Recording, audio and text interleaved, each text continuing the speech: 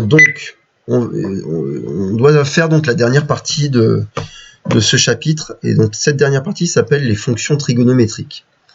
Alors, on pourrait croire qu'on parle de trigonométrie depuis le début, mais de fonctions trigonométriques en termes de fonctions, on n'en a pas encore vraiment parlé. Et donc, la première chose, c'est de définir la fonction cosinus et la fonction sinus. Donc, voilà, hein, je vous laisse écrire le début du cours, donc grand 5 fonctions trigonométriques. Petit 1, définition. Et donc, voilà, ce qu'on appelle la fonction cosinus, c'est la fonction qui à tout réel x associe donc le cosinus de x. Je vous rappelle que maintenant, on sait, pour n'importe quel réel, on sait ce que représente son cosinus, on sait quelle est la valeur de cosinus de x. Je vous rappelle que c'est évidemment, hein, voilà, vous prenez un x quelconque réel, pour n'importe quel réel x, eh ben, il va correspondre à un point du cercle trigonométrique. Donc, alors il peut se passer n'importe où, mais à un moment donné, il y a ici un point du cercle trigo qui correspond à une mesure de l'angle orienté.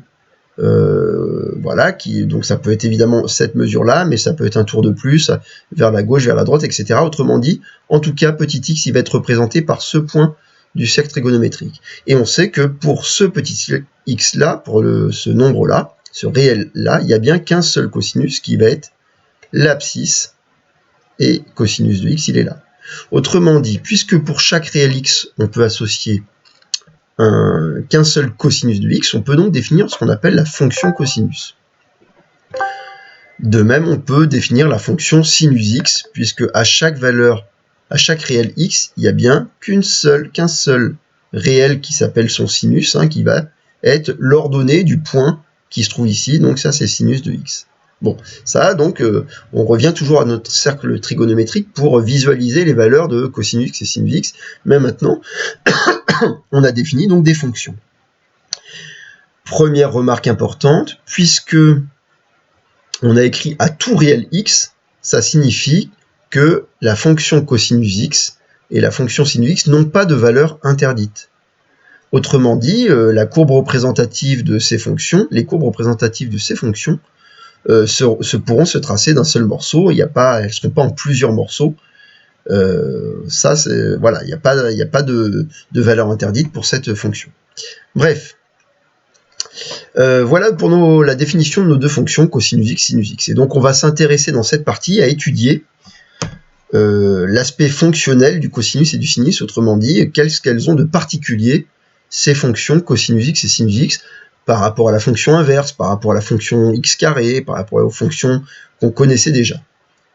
Donc, petit 2, il faut qu'on définisse finalement des propriétés particulières générales de fonctions qu'on appelle les fonctions périodiques, les fonctions paires et les fonctions impaires. Donc, le petit 2, c'est la définition qu'on va écrire dans le petit 2 va nous permettre déjà de définir ce que c'est qu'une fonction périodique, une fonction paire et une fonction impaire. Donc d'abord, on va définir ce que c'est qu'une fonction périodique. Alors quand on définit une fonction périodique, on a besoin d'une fonction qui soit définie pas nécessairement sur tous les réels, mais sur une partie des réels. Ça peut être un intervalle, ça peut être une réunion d'intervalles, bref, une partie de l'ensemble des réels. On se donne un nombre qui s'appellera donc la période, grand T, ça sera un nombre réel. Qu'est-ce que ça veut dire que f est périodique de période t? Alors, ça veut dire deux choses.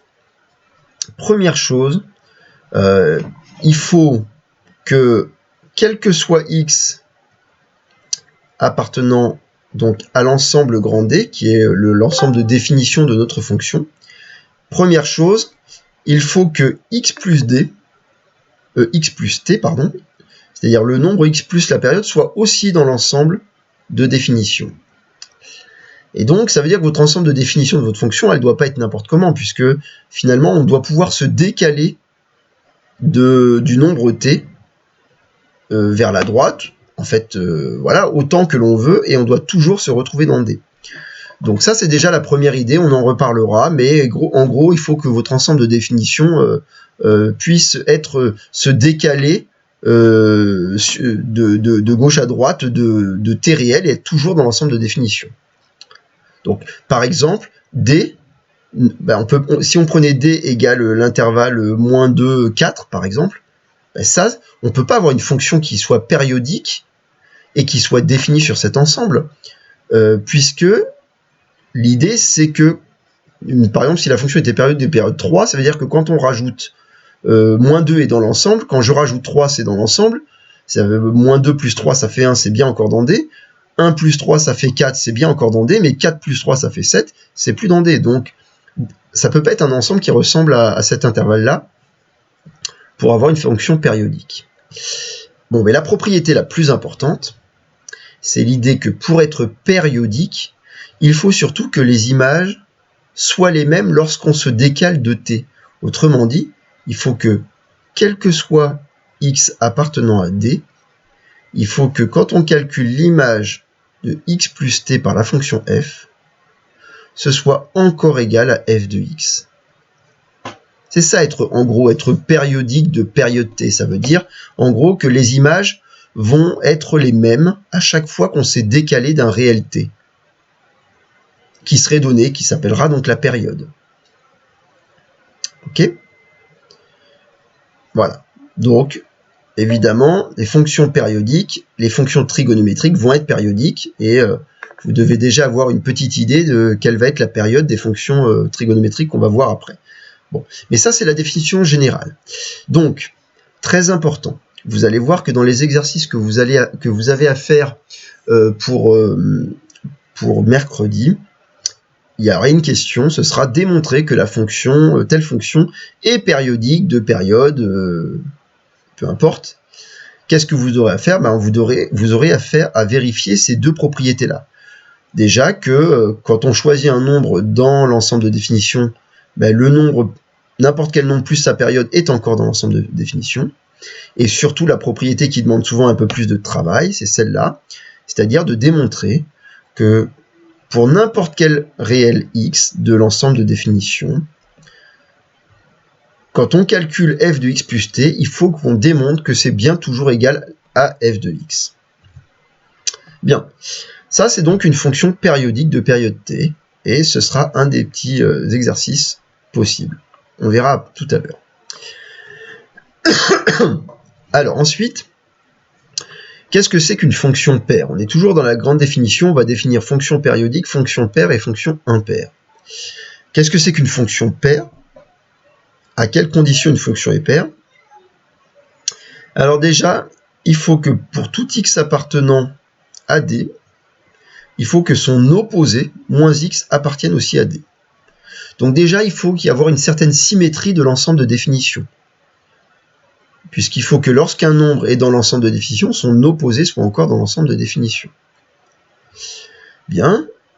Et qu'est-ce que c'est qu'une fonction paire ? Alors ça n'a pas beaucoup de choses à voir avec les nombres pairs, même si on pourrait trouver des petits points, des petits liens, mais une fonction est paire si, quel que soit x appartenant à D, f de moins x est égal à f de x.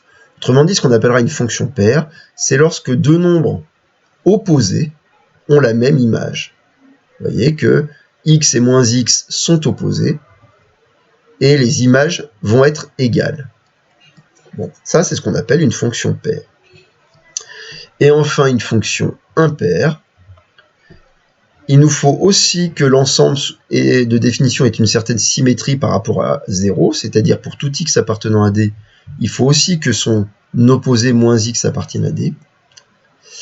Mais la propriété, évidemment, à vérifier le plus souvent, c'est quel que soit x appartenant à D, il faut que l'image de moins x soit égale à moins f de x. Autrement dit, si je choisis deux nombres opposés, x et moins x, leurs images doivent être opposées, puisque f de moins x est égal à l'opposé de f de x. Bon, donc voilà nos trois définitions. Définition de ce qu'on appellera une fonction périodique, une fonction paire et une fonction impaire. Quand on vous demandera dans les exercices de démontrer que telle fonction est paire, périodique ou impaire, il faudra vérifier ces définitions. Et surtout, il faudra les vérifier dans le cas général. Vous voyez que les pour tout x veulent dire que ça doit être valable pour n'importe quel réel de l'ensemble de définitions. Donc ça ne suffira pas de vérifier que f de moins 3 est égal à moins f de 3. Ça ne prouvera pas que la fonction est impaire. Il faudra le vérifier pour un x quelconque. Ça, c'est très important. Bon, on continue. J'espère que c'est bon, tout le monde a eu le temps de noter. Hein. Si jamais il vous manquait des petites parties, vous savez qu'en revisualisant la vidéo, vous pourrez compléter votre cours. Mais vous pouvez aussi me demander, là, en ouvrant votre micro, me demander de ralentir. Et me poser des questions si besoin. Pour l'instant, on n'a pas fait d'exemple. Alors c'est toujours un peu abstrait tant qu'on n'a pas fait d'exemple. Excusez-moi pour la toux, là j'ai une bronchite, donc voilà, on fait avec. Donc, première chose qui va nous intéresser, c'est toujours dans le cas général, c'est quand ces fonctions ont cette propriété-là, d'être périodiques, d'être paires ou d'être impaires, quelles sont les conséquences graphiques. Donc, conséquences graphiques, d'abord, donc on se donne donc une fonction définie sur une partie D de l'ensemble grand R, et on se donne CF, la courbe représentative de la fonction dans un repère OIJ. Voilà, je vous laisse noter. Et donc, on va essayer de réfléchir un peu quelles sont les conséquences graphiques quand une fonction est périodique de période t. Alors pour ça, il faut que je descende un peu. C'est bon. Vous me dites si vous n'avez pas eu le temps de noter. Hein. Est-ce que vous pourrez monter sur le... Ouais. Là, ça va? Oui, merci. Ouais.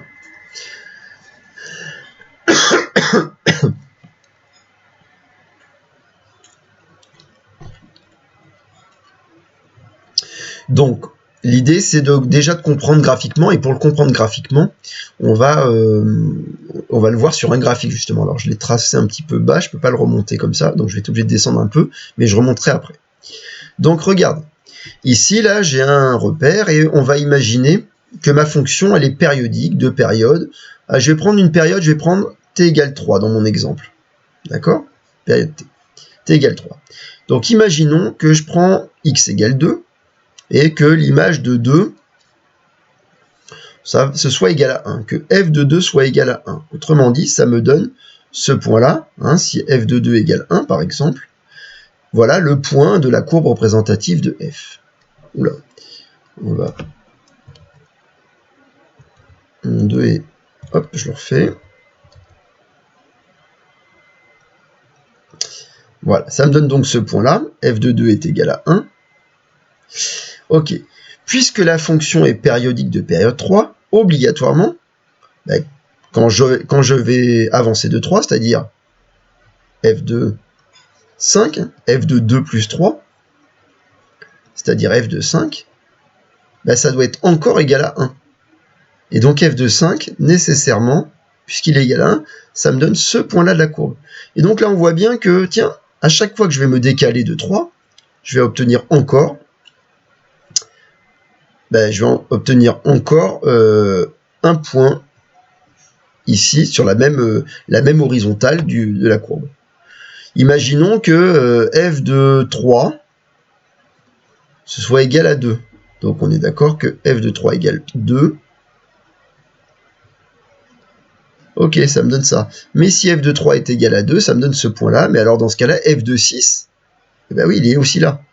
Ça me donne ce point-là. Puis f de 9, hein, vous voyez qu'à chaque fois que je me décale, bref, on voit bien que finalement, puisque ça c'est valable pour tout x, c'est pas valable que pour 2 et pour 3, quelle va être la conséquence graphique pour la courbe? La courbe, imaginez que sur l'intervalle 2, 5, je connaisse la forme. Et je sais que la forme c'est... Alors je vais faire un truc comme ça. Voilà. Imaginez que voilà un petit morceau connu de la courbe de la fonction f sur l'intervalle de 5. Qu'est-ce qui va se passer sur l'intervalle 5, 8 ? Obligatoirement, elle va se reproduire à l'identique. Donc, je vais essayer de la reproduire, mais rapidement, comme ça, à l'identique. Donc, hop, elle va être très laide, ma courbe, parce que c'est pas évident. Mais bref, elle va se reproduire, encore une fois, comme ça, etc. à l'identique. Et donc, voyez bien que qu'est-ce qu'on va pouvoir dire graphiquement lorsque f est une fonction périodique de période t, c'est-à-dire qu'est-ce qu'on peut dire pour sa courbe représentative. Comment expliquer finalement cette courbe représentative-là? Qu'est-ce qu'elle a de particulier? On voit que finalement, cette courbe, elle se reproduit à l'identique. Par quelle transformation? Rappelez-vous qu'on fait, quand on a une courbe représentative, c'est des points, et donc c'est de la géométrie. Donc on peut très bien imaginer que cette courbe, finalement, c'est ce motif-là, si vous voulez, c'est comment dire, c'est une transformation du plan, c'est une transformation de cette courbe-là qui me donne ce morceau-là, puis ce morceau-là. Quelle est la transformation? Ça y est, j'ai dit la réponse. Quelle est la transformation qui permet de passer de l'intervalle 2,5 à l'intervalle 5,8? C'est évidemment une translation. D'accord? Et donc, ce qu'on dira, c'est que la courbe CF, on dira qu'elle est invariante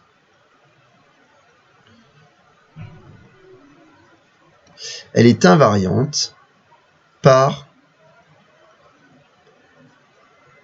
la translation.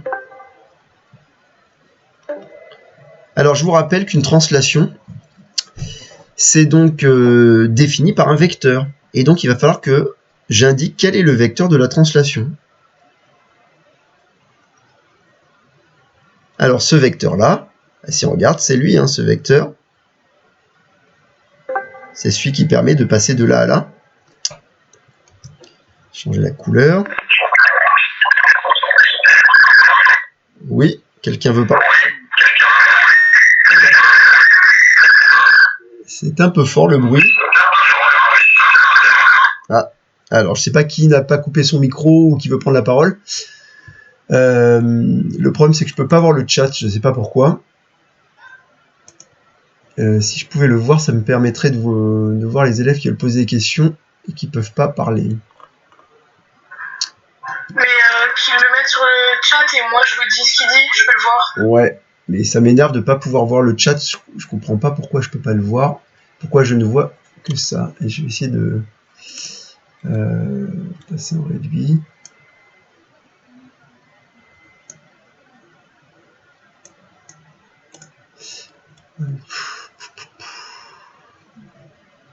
Ouais, bon, j'en sais rien. C'est pas grave, on va laisser tomber. Alors, ok, donc on fait comme ça. Vous écrivez sur le chat et puis c'est Andrea qui a parlé, c'est ça? Bon, je sais plus. Bref, donc là. Non, c'était Célia. C'était Célia. Ok. Donc en rouge, là, je vous ai tracé finalement le vecteur de la translation qui montre comment la figure se reproduit, comment la courbe finalement, elle va obligatoirement se reproduire à cause de la périodicité de la fonction. Et ce vecteur, finalement, ce vecteur, comment on peut le décrire? N'oubliez pas qu'on est dans un repère OIJ et qu'on a le vecteur I qui est ce vecteur-là. Voilà, ça c'est le vecteur I. Et donc le vecteur de la translation, c'est un vecteur qui est collinéaire au vecteur I. Donc il vaut k fois le vecteur I. Mais la question, quel est le coefficient? C'est très simple, le coefficient, c'est la période. C'est ce fameux réel t, puisqu'on voit bien qu'on se décale de 3, et dans l'exemple, on avait choisi t égale 3. Donc c'est le vecteur t, dans le cas général, ti. Dans ma figure, ce serait le vecteur 3i, celui-là. 3i. Voilà. Bon, bref. Donc finalement, quand une fonction est périodique, on voit, d'une périodique de période t, on voit que finalement la courbe, elle va se reproduire à l'identique à chaque fois qu'on va se décaler vers la droite ou vers la gauche, en fait, de t. Du réel t. Et donc ça, c'est très important. Ça veut dire que, n'oubliez pas que l'objectif, c'est d'étudier les fonctions. Or, si vous savez qu'une fonction est périodique de période t, on va pouvoir restreindre l'ensemble dans lequel on étudie la fonction. Parce que finalement, on ne va pas s'embêter à l'étudier sur tout l'ensemble de définitions. On va l'étudier uniquement sur un intervalle de longueur t. Parce que tout ce qu'on trouvera sur cet intervalle, les variations, les signes, etc., ils se reproduiront à l'identique dans les autres intervalles. C'est ça l'intérêt, finalement, quand on a une fonction, d'étudier déjà la périodicité. Est-ce que cette fonction est périodique? Si oui, on va pouvoir restreindre l'ensemble, on dit le domaine d'étude ou l'ensemble d'études. Voilà. Monsieur, Oui, est-ce que vous pouvez remonter pour que j'ai le temps d'écrire, s'il vous plaît? ouais, voilà. C'est bon là? Ou plus haut?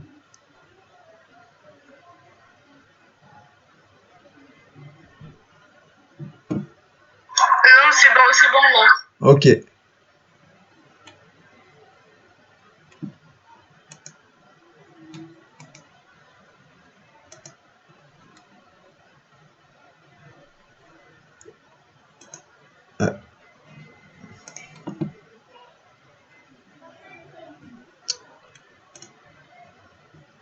Bon, ok. Pour moi, c'est bon. Ok, très bien.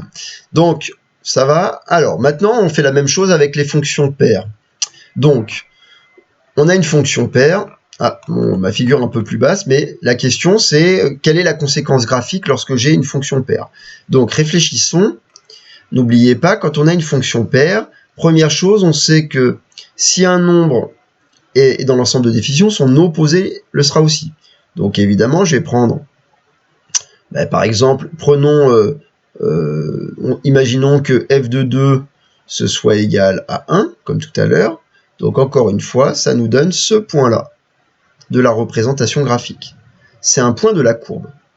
Mais quelle est la propriété principale? Alors on sait déjà que moins 2, est aussi dans l'ensemble de définition, et on sait que si la fonction est paire, f de moins 2, c'est égal à f de 2, autrement dit, c'est encore égal à 1.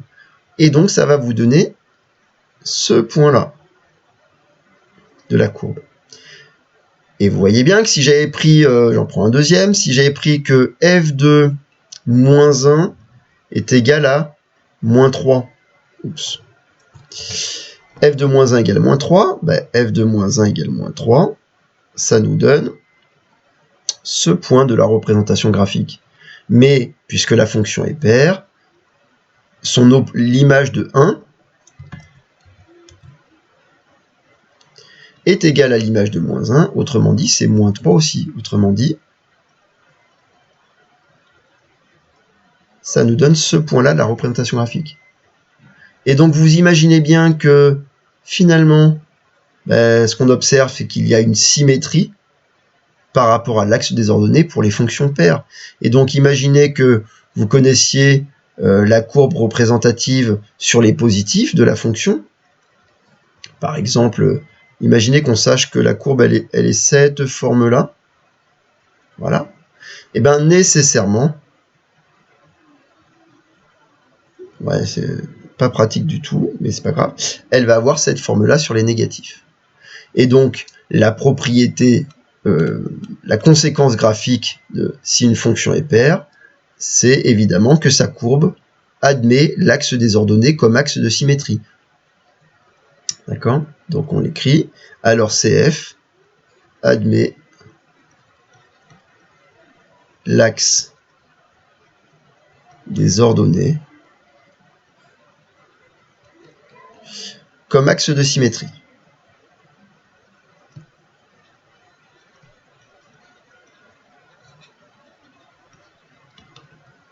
Voilà. Si f est une fonction paire, alors CF admet l'axe des ordonnées comme axe de symétrie. On peut aussi dire qu'elle est symétrique par rapport à l'axe des ordonnées OJ. Donc juste une chose, là vous avez vu, j'ai tracé une fonction qui avait l'air d'être définie sur R, pas de valeur interdite, mais elle pourrait très bien ne pas être définie, par exemple, entre moins 1 et 1. On peut très bien avoir une symétrie de la courbe tout en ayant une courbe qui est en deux morceaux. Ok, donc une fonction paire peut avoir des valeurs interdites, même tout un intervalle de valeurs interdites, c'est pas un problème. Mais évidemment, si les valeurs qui seront interdites positives, leurs opposés seront aussi des valeurs interdites, puisqu'il doit absolument y avoir à chaque fois une symétrie. Encore une fois, comme pour les fonctions périodiques, vous comprenez bien que si vous savez qu'une fonction est paire, vous allez pouvoir restreindre le domaine d'étude. Au lieu de s'embêter à étudier toute la fonction sur tous les réels, on va étudier par exemple que sur les positifs, regarder quelles sont ces variations, etc. Et on sait par symétrie, on pourra en déduire les variations, les signes de la fonction sur la partie négative. Donc c'est vraiment l'intérêt de ces propriétés-là, de ces nouvelles notions, pour pouvoir restreindre l'ensemble dans lequel on étudie les fonctions.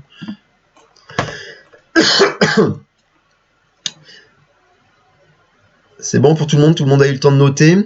Donc si f est une fonction paire, alors CF admet l'axe des ordonnées comme axe de symétrie.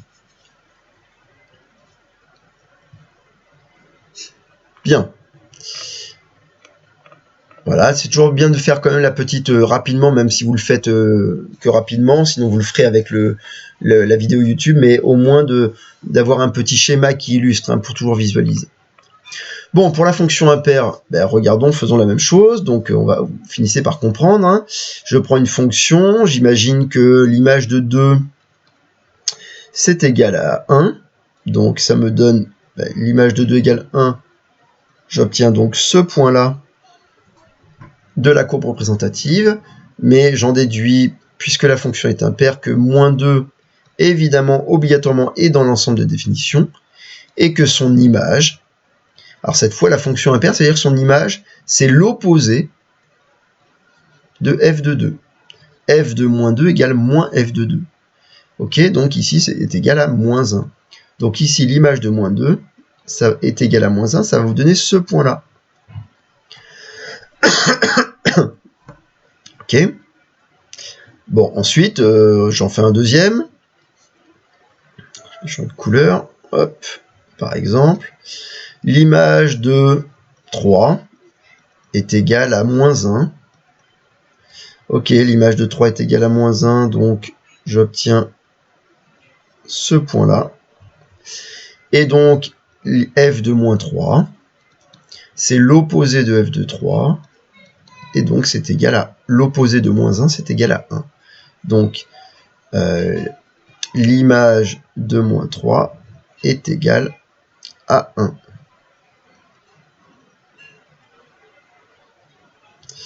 Voilà. Et donc, qu'est-ce qu'on s'aperçoit? Que les deux points rouges sont symétriques cette fois, mais par rapport à l'origine du repère, et que les deux points verts le sont aussi.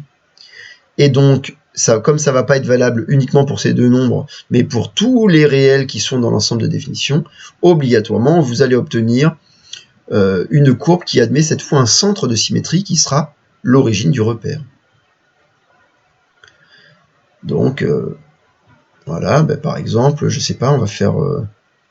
Alors, un truc important, c'est 0. Qu'est-ce qui se passe pour 0? Est-ce que je pourrais avoir f de 0, par exemple, est égal à 2?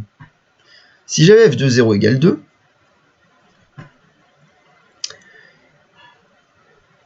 le problème, c'est que l'opposé de 0, c'est moins 0, c'est lui-même. Et d'après, si la fonction est impaire, ça devrait être égal à son opposé, c'est-à-dire à moins 2. Ça, c'est pas possible que 0 soit à la fois égal à 2 et égal à moins 2. Donc, comme ça, c'est pas possible, ça sous-entend qu'en fait, on n'a pas le choix. F de 0, si 0 est dans l'ensemble de définition, f de 0 ne peut être égal à 0 pour une fonction impaire. Et rappelez-vous, puisque la courbe doit être symétrique par rapport à l'origine, vous voyez que je ne peux pas avoir un point qui est ici, sinon il faudrait que j'ai un autre point de l'autre côté, et là, c'est pas possible d'avoir deux points sur la même verticale. Donc 0 est obligatoirement, n'a pas le choix, c'est obligatoirement, l'origine du repère est obligatoirement un point de la courbe représentative si jamais 0 est dans l'ensemble de définition. Donc je fais une petite courbe là possible, donc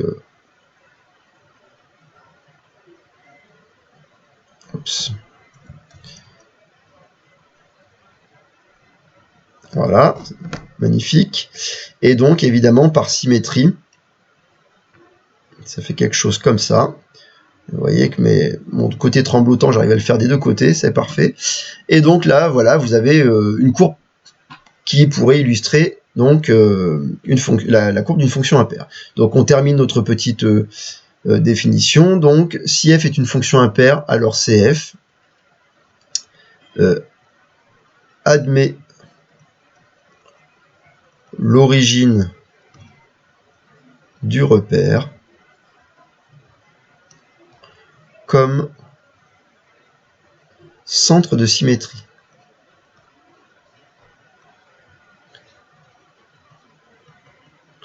Et j'aurais pu dire que alors CF est symétrique par rapport au point O. C'est une autre qui est l'origine du repère. D'accord? Bon.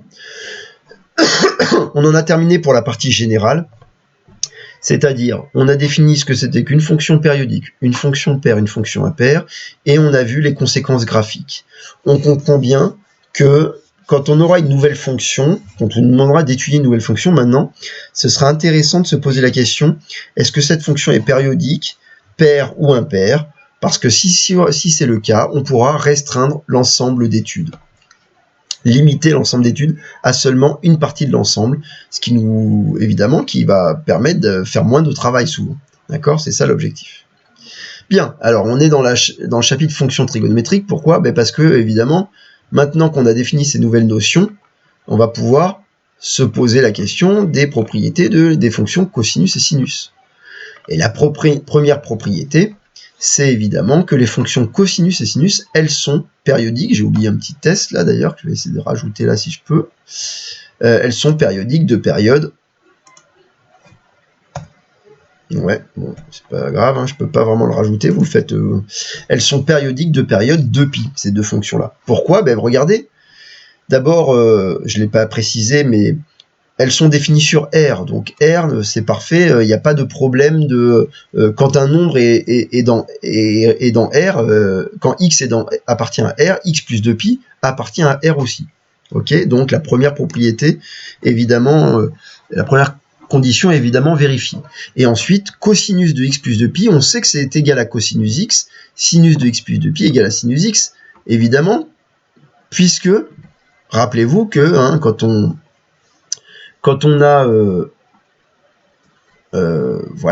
a petit x, c'est un certain réel qui correspond à une mesure de l'angle orienté, donc petit x, là, mais vous savez qu'à cet endroit-là du cercle, il y a aussi x plus 2π, et donc évidemment, le cosinus de x plus 2π ou le cosinus de x, c'est bien le même. Pareil pour le sinus de x et le sinus de x plus 2π, c'est bien le même nombre. Donc les fonctions cosinus et sinus sont bien périodiques de période 2π. Et donc la conséquence, parce que je vous rappelle que l'objectif c'est quand même d'abord d'étudier ces deux fonctions cosinus et sinus. Donc la conséquence, c'est qu'on va pouvoir restreindre notre ensemble d'études à un intervalle d'amplitude 2π. Et souvent on va restreindre à l'intervalle moins pi.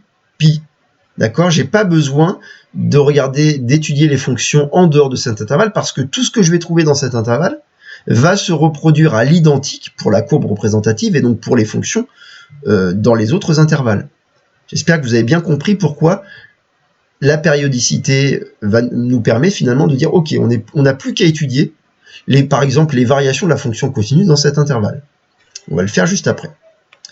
Mais regardons d'abord les histoires de parité et de parité des deux fonctions.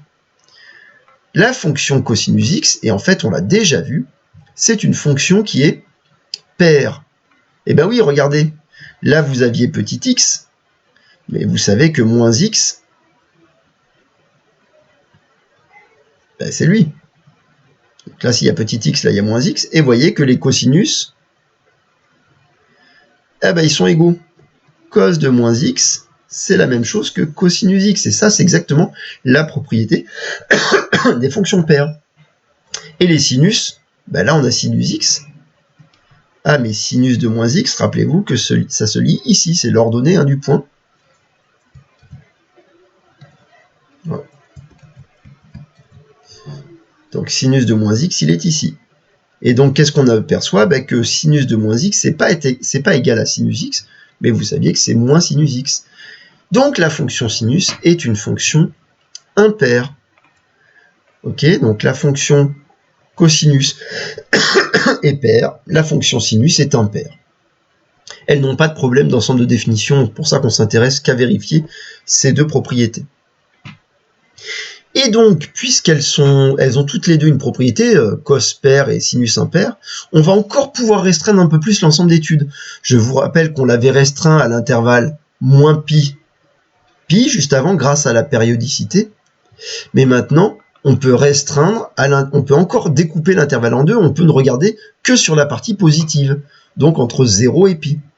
Puisque, grâce à la parité de la fonction cosinus et au fait que la fonction sinus soit impaire, on va pouvoir en déduire les variations sur la partie négative. J'espère que vous avez bien compris.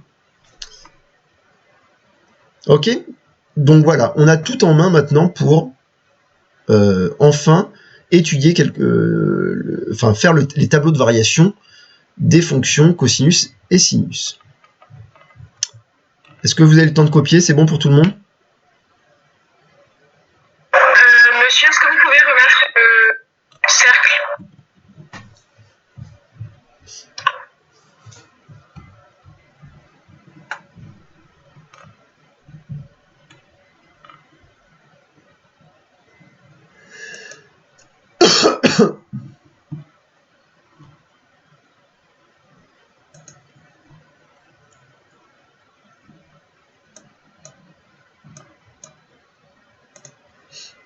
Vous me dites quand c'est bon, hein.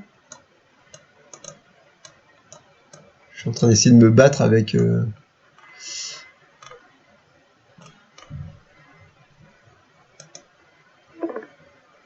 Ah mince, j'ai fait une bêtise.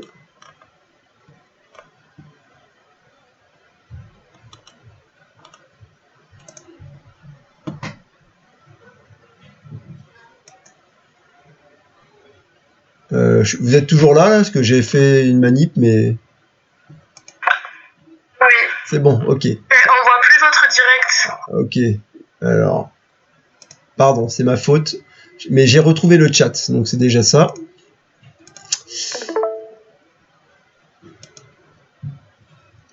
Ok, normalement le direct revient. Vérifiez si ça marche. Et est-ce que vous pouvez mettre la deuxième propriété sur cosinus et pair? Qu'est-ce que t'appelles la deuxième propriété sur cosinus? Ah, c'est là. En dessous du cercle. Ouais, voilà.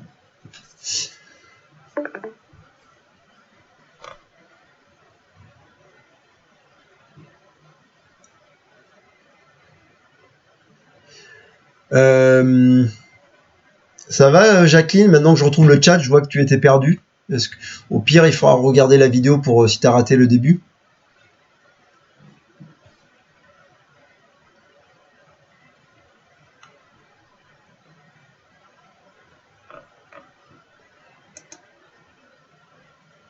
Ok, ça marche. Ok, bon. Donc, comme je vous ai dit, maintenant, on a tout ce qu'il faut pour faire l'étude et arriver aux représentations graphiques de la fonction cosinus et de la fonction sinus. Et on aura terminé la partie courte de ce chapitre, hein, qui est voilà, on aura fait un gros morceau. Mais évidemment, il y a plein d'exos à faire pour utiliser tout ça. C'est bon, je peux descendre? Alors, donc, petit 3, c'est donc l'étude des variations de cosinus et sinus. D'abord, je vous rappelle la première propriété qu'on avait déjà... On avait déjà parlé, je crois, au moment du tableau de dérivation. J'espère que j'ai un petit doute, mais on avait normalement dû écrire que, oui, je pense que c'est sûr, que la dérivée de cosinus x, c'était moins sinus x, et que la dérivée de sinus x, c'est égal à cosinus x. Vous me confirmez qu'on l'avait mis dans le tableau, parce que j'avoue qu'entre les premières STI, les terminales STI... Ouh, là, je viens d'avoir un retour de micro. Vous pouvez l'écrire dans le chat, sinon.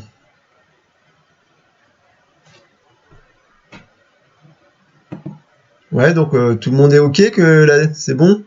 Qu'on a bien, vous savez, dériver la fonction cos et la fonction sinus? Ok, ça marche. Bon, donc on se rappelle que la dérivée de cos c'est moins sinus, la dérivée de sinus c'est cosinus, et ça on l'a complètement admis. On l'a absolument pas démontré. Ce serait bien plus compliqué à démontrer avec la limite du taux d'accroissement. Bon, alors c'est là où on peut s'intéresser maintenant déjà à la fonction cosinus. Première chose, vous avez vu que je n'ai écrit l'ensemble, je n'ai écrit l'intervalle d'étude là que entre 0 et pi, c'est ce qu'on a dit, puisque on sait que si on est capable de connaître les variations de la fonction cos sur l'intervalle 0 pi, on pourra en déduire les variations entre moins pi et 0 grâce à une symétrie, et ensuite ça va se reproduire à l'identique grâce à la périodicité. Donc regardons, évidemment c'est le cercle trigonométrique qui va nous aider. Alors, on peut déjà marquer les valeurs. Cosinus de 0, vous vous rappelez, 0, on est ici, là. Donc, cosinus de 0, on sait que ça fait combien, cosinus de 0? Quel est le cosinus de 0? C'est l'abscisse de ce point. Le mieux, c'est de l'écrire dans le chat. 1, ok. Donc, cosinus de 0, ça fait 1. Cosinus de pi, vous vous rappelez, pi, hop, on est ici. Et donc, le cosinus de pi, ça fait...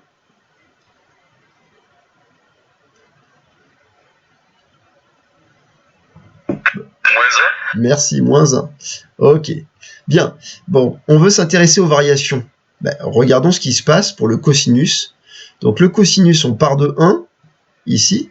Et puis, donc, il faut imaginer que vous avez donc petit x qui varie de 0.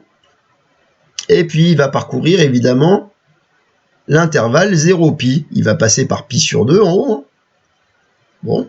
Quand il sera à pi sur 2, il arrivera à la valeur 0. Mais qu'est-ce qui se passe pour le cosinus? Regardez, quand x varie entre 0 et pi, le point M ici, il bouge comme ça, et c'est l'abscisse du point M, le cosinus de x, il ne fait que diminuer. Autrement dit, c'est extrêmement simple, les variations entre 0 et pi, c'est seulement strictement décroissant. Est-ce que tout le monde voit que... Alors je vais peut-être le réécrire un peu mieux, parce que j'aurais dû faire les variations un petit peu avant. Hop.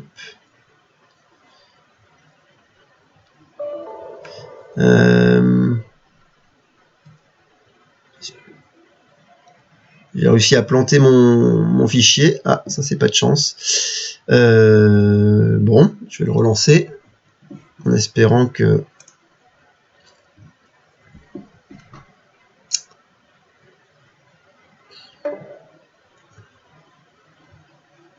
Alors, hop, est-ce que...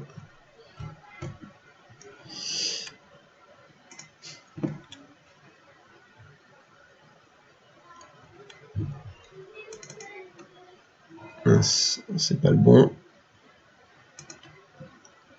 Excusez-moi, là j'ai eu un bug.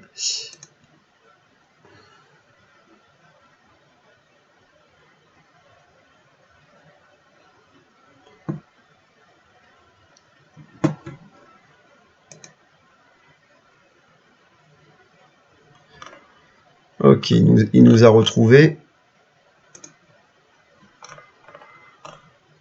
Bien.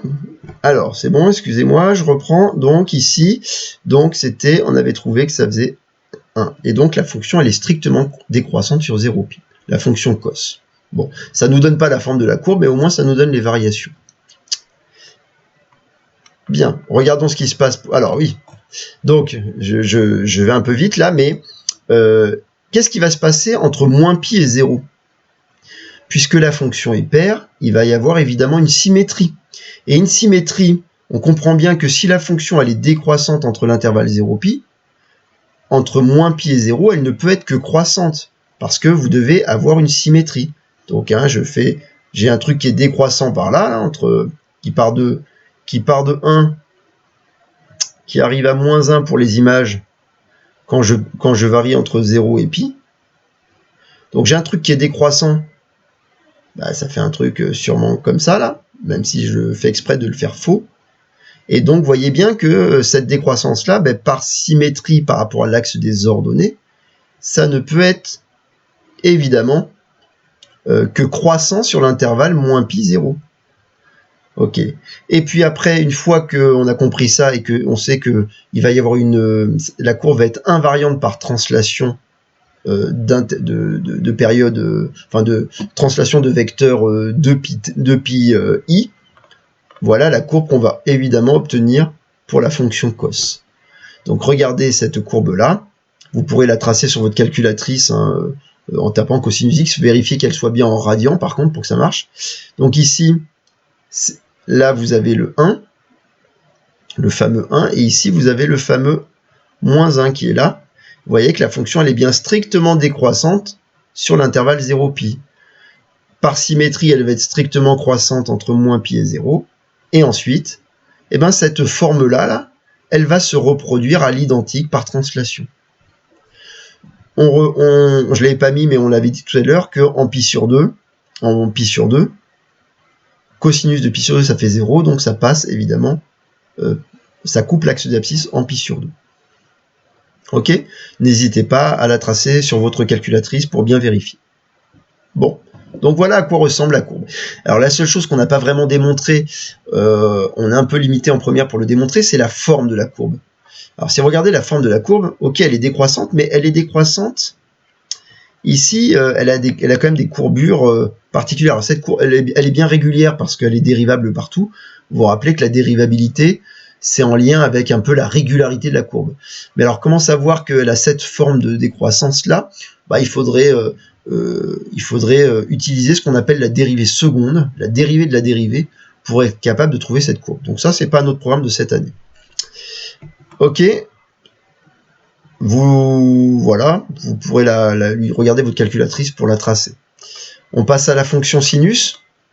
Comme ça, on aura quasiment terminé ce qu'on a à faire. Donc sinus x, on regarde aussi entre 0 et pi. On fait la même chose, c'est-à-dire que x varie entre 0 et pi, donc petit x est là. Là, c'est notre point M. Ok. Regardons les variations. Enfin, regardons la valeur. Déjà, en 0, quelle est la valeur en 0? Ben, le sinus de 0, comme c'est l'ordonnée du point M quand le point M est ici, évidemment, c'est 0. Donc là, c'est 0. Alors, ensuite, qu'est-ce qui se passe? Quand mon point M, quand x va augmenter, il va augmenter, jusqu'à arriver à la valeur pi sur 2. Qu'est-ce qui va se passer pour le sinus? Ben, le sinus, on voit qu'il va augmenter jusqu'à la valeur 1. Donc on voit bien que là, entre 0 et pi sur 2, je vais quand même le mettre à peu près au milieu, entre 0 et pi sur 2, on voit bien que le sinus va être strictement croissant. Et d'ailleurs, il vaut 0 en 0, et en pi sur 2, le sinus c'est 1, puisque c'est l'ordonnée du point qui est là.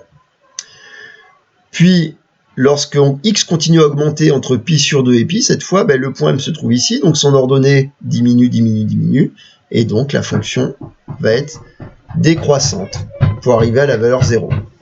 Attendez, excusez-moi. Hop. Non, j'ai vraiment pas le temps.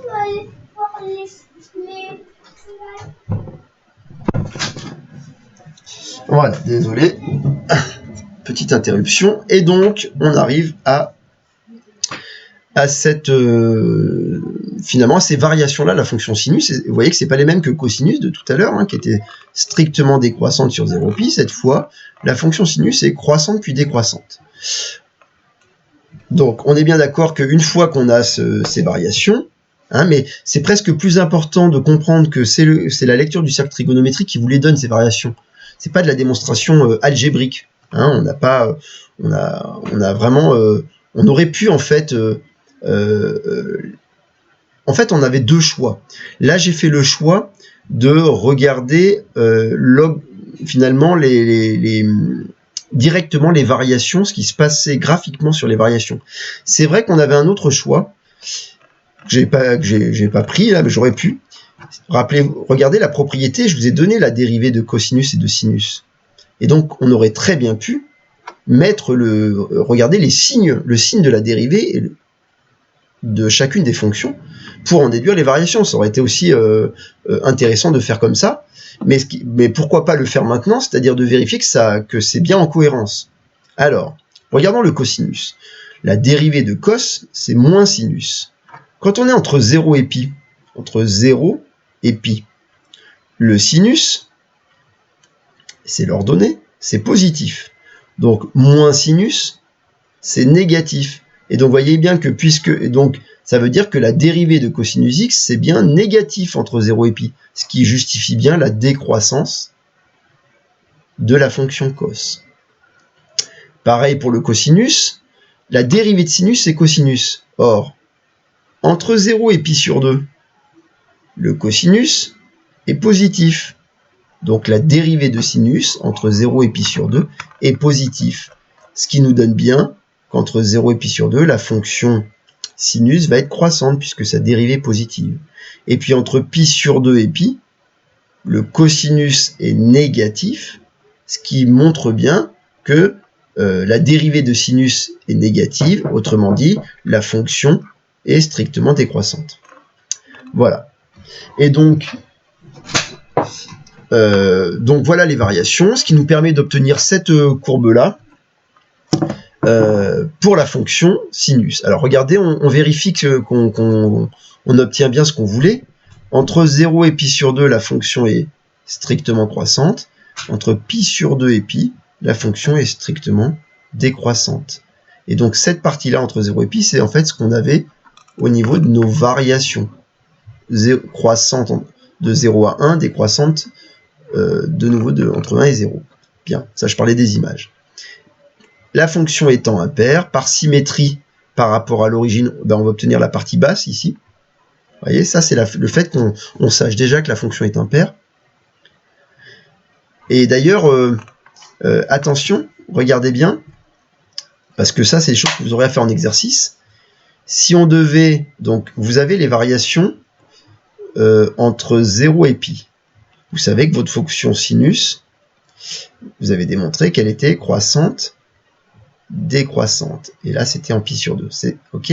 Et vous aimeriez directement, par exemple, on vous demande de en déduire entre moins pi et 0.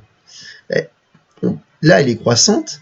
Elle ne peut finalement être que entre moins pi sur 2, c'est-à-dire sur la partie symétrique de moins pi sur 2 à 0, elle ne peut être que croissante aussi. Parce que n'oubliez pas qu'il y a une espèce de symétrie, hein, ici, là. L'image de 0, c'est 0. Et pour qu'il y ait une symétrie, il faut bien qu'elle soit aussi croissante entre moins pi sur 2 et 0. Et décroissante. Et donc là, elle était décroissante comme ça. Alors, c'est pas évident à voir, mais on le voit mieux sur le graphique. Vous voyez bien que là, croissante sur l'intervalle 0 pi sur 2, mais entre moins pi sur 2 et 0, elle est aussi croissante. Hein, voilà. Et grâce évidemment à la périodicité de la fonction, et à chaque fois, après, le petit morceau là se reproduit à l'identique et à l'infini, à chaque fois en se décalant de 2pi. Voilà. Donc, dernière petite remarque, on vous dit les courbes des fonctions sinus et cosinus s'appellent des sinusoïdes. Hein, vous allez évidemment, on utilise beaucoup dans les signaux, tout ce qui est signal, tout ce qui est onde, tout ce qui est ondulatoire en physique énormément, évidemment, on va s'en servir. Voilà, et ça clôt ce chapitre de trigonométrie pour ce qui est de la partie cours. Bon, et vous voyez que là, 16h59, on est pas mal. Donc, j'avais prévu qu'on aille jusque-là. Et donc, qu'est-ce qu'on va faire maintenant cette semaine? Alors. Excusez-moi, est-ce que vous pouvez redescendre, s'il vous plaît? Là, ici? Non, plus bas, la dernière phrase, là. Ah, pardon. Celle-là. Donc, les courbes des fonctions sinus et cosinus s'appellent des sinusoïdes. Alors, qu'est-ce que je voulais vous dire d'autre? Oui. Donc, qu'est-ce qu'on va faire cette semaine? Vous allez avoir 3 exercices à faire pour mercredi. Et je vous rappelle qu'on se revoit que jeudi, où on fera un autre live, alors pas sur la partie course cette fois, mais au contraire sur des exercices qu'on va faire en live. Mais ce ne sera pas les exercices pour mercredi. Pour mercredi, vous allez avoir, voilà les 3 exos que vous avez à faire pour mercredi, donc 63 petit b, page 223, 64 petit c et le 77. Je vais vous faire les corriger en vidéo, que je posterai mercredi je pense, dans la matinée. Donc faites en sorte de l'avoir fait avant, d'ici mercredi. C'est des exercices où on va vous demander d'étudier la parité, enfin de démontrer qu'une fonction est paire, une fonction est périodique, etc. Alors on n'a pas encore fait, c'est vrai qu'on n'a pas eu le temps là de faire d'exemples. Il va falloir un petit peu chercher. N'hésitez pas à aller voir dans le livre, il y a sûrement des exercices corrigés qui peuvent vous permettre de vous aider. Voilà. Donc 1, vous faites ces 3 exos pour mercredi. 2, vous mercredi dans l'après-midi, vous visualisez ou jeudi matin, quand vous avez le temps, vous visualisez les vidéos et vous comparez à ce que vous avez fait. Ensuite, on se voit le jeudi à 11h, on se fait un cours. Dans ce cas-là, ce sera le moment de répondre aux questions si vous en avez sur les 3 exercices, si ça vous avez eu du mal ou si ça va. Et je vous proposerai d'autres exercices du livre, donc il faudra avoir votre livre ouvert, où cette fois on fera des exos voilà, en direct. Je vous donnerai encore un exercice à faire pour le lundi d'après, et puis on essaiera de aussi passer à un autre chapitre après, peut-être dès la semaine prochaine, pour avancer, parce que voilà, on n'en fera pas autant que si on va pas y passer autant de temps que si on avait cours en classe normale. On a encore beaucoup de chapitres à voir, on n'est pas en avance, donc dès la semaine prochaine, je pense qu'on attaquera un nouveau chapitre. Pour l'instant, pas d'évaluation en perspective. L'idée, c'est plutôt que d'acquérir des compétences, des connaissances, d'essayer d'avancer malgré tout, malgré le confinement. Et puis on verra. Je réfléchirai si jamais ça perdure et que ça continue, peut-être qu'on essaiera de trouver une solution pour faire des petites évaluations pour que je puisse au moins vous corriger. Mais pour moi, c'est pas l'objectif. C'est vrai qu'il y a les élèves qui vont abandonner la spécialité, qui auront une épreuve en fin d'année, même si on ne sait pas ce que ça va donner. Pour les autres, vous serez évalué véritablement que en terminale sur la partie spécialité, donc on a le temps. Ok. Est-ce que ça va pour tout le monde?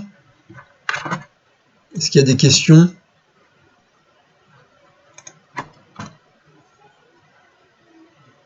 Alors c'est pas, je sais pas. Non, c'est bon. Je sais pas ce que vous en pensez. C'est pas hyper interactif parce que vous prenez pas trop la parole. Peut-être qu'on essaiera que ce soit un peu plus interactif sur les corrections d'exo. Mais c'est de toute façon pas évident parce qu'on est nombreux et c'est pas évident pour vous de prendre la parole peut-être comme ça. Voilà. Donc là, je parle un peu. J'ai la sensation de parler un peu tout seul, mais bon, à vous après individuellement de me solliciter ou pour pour essayer d'avancer, de comprendre un petit peu ce qu'on raconte. La conséquence juste avant le 3. Alors.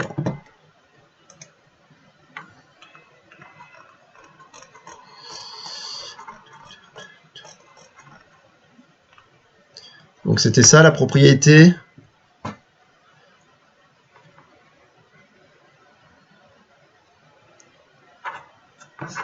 Est-ce que c'est ce qu'il te fallait? Ok. Bon, de toute façon, ce fichier, je vais vous l'envoyer par mail. Donc au pire, si vous avez manqué des petites notes, vous l'aurez. Il y a la vidéo qui redonne les explications. Faut pas hésiter à réécouter. Pour une fois, on va dire que c'est le seul petit plus par rapport au cours habituel, c'est qu'on peut réécouter les explications. Donc profitez-en. Et vous pouvez faire avance rapide quand il y a une partie qui vous voilà, vous n'êtes pas obligé de les réécouter en entier, mais profitez-en pour réécouter plusieurs fois. Il y en a certains pour qui ça peut aider de réécouter plusieurs fois les explications. Il sera dispo quand la rediffusion du live? Dans 5 minutes après le live, je le mets tout de suite. Super. Ok. Voilà.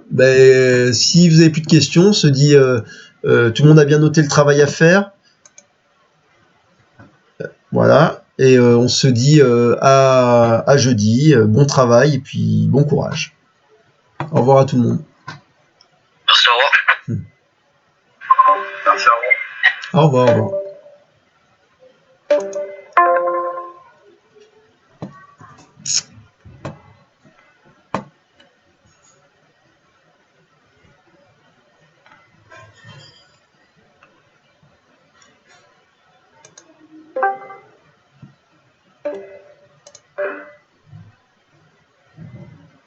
Merci.